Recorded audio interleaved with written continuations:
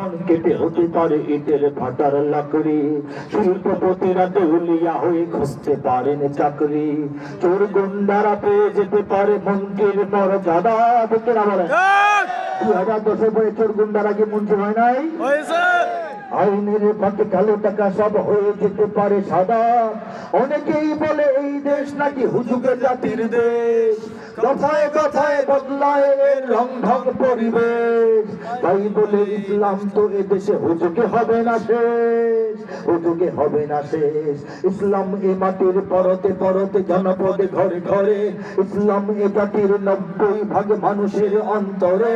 ইসলাম নিয়ে কেউ ছিনিমিনি খেলে এমন শক্তি নেই, ইসলাম নিয়ে কেউ ছিনিমিনি খেলে এমন শক্তি নেই।